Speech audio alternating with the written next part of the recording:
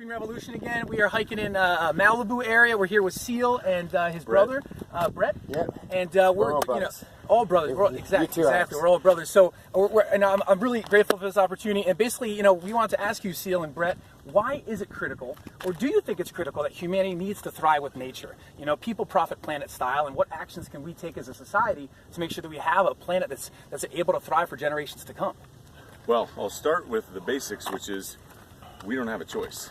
Right? You can look at the math, you can look at the data. Yeah. I've just come with a family trip on a lot of different places around the world and seeing the fish population and the temperature increases, etc. The good or the bad news is there's no choice, right? We have to come up with some action plan. And to your point, I think the closer the average everyday person is to realizing what's in their own backyard, right, and doing what they can to stabilize that and to help that makes a big difference across the whole landscape. Being connected to your actual local community. Yes. Like, are you recycling? Are you composting? What specific action? Are you reusing your water bottle? Like, what little things can we do? Yes. Okay. And a very small thing, which I'll be honest, I was surprised. We planted a garden at home. Yeah. It's 3 by 9. Okay. In the backyard on the left there. We have 2 little daughters, 6 and 8, and we planted a garden. And I thought, how much food could possibly come out of this little garden? Yeah. It's like unbelievable. Right. Tomatoes and every zucchini and all kinds of stuff in this little tiny area. Impressive. Is enough food, honestly, for us to eat, our neighbors to eat, and my uncle and aunt to eat. And it's organic, it's homegrown, there's no carbon footprint shipping that from Ecuador, or the bananas from South America to your home, right? The plants are this big, you just plant a seed. That's so amazing. Yes. Yeah, well, we're with our school, St. James, we're going to have a rooftop farm, which I'm really excited about.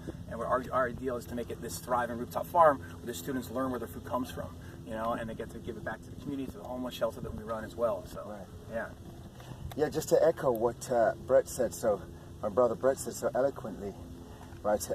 We have no choice. We have no choice. We really have no choice. And, I think for me,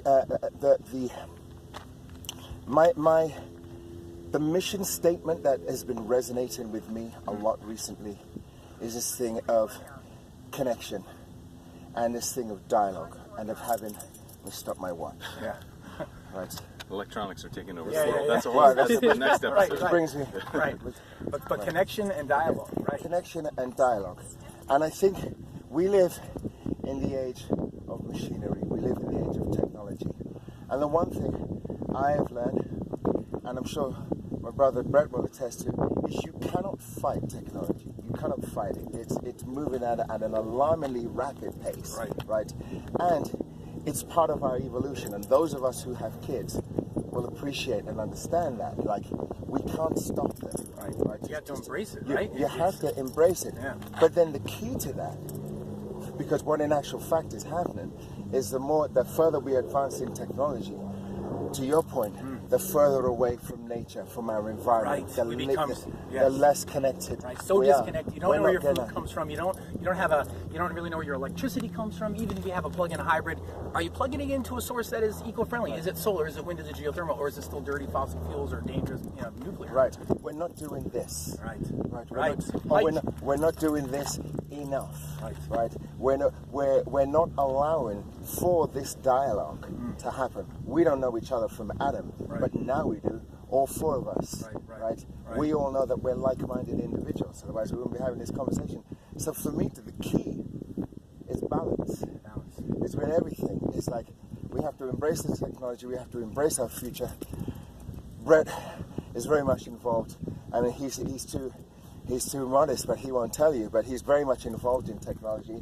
He's one of the pioneers of the world that we've created today, right? But the key to it all for me is balance, right? And that's how we move together, like progressively. That's how we move forward progressively, and that's how we move forward graciously. And I think being out in nature and connecting and embracing nature and understanding what we have, as Brett said, what we have in our own backyard.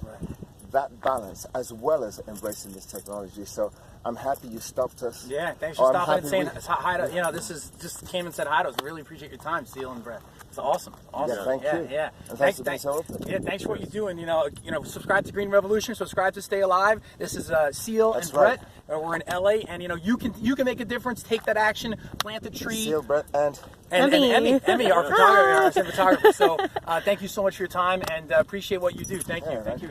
Much we love. hug it out. Yep. Thank you. Awesome, appreciate it, brother. Brett. You All got right. it. Thanks for Hey, doing it. Emmy. Hi, thanks.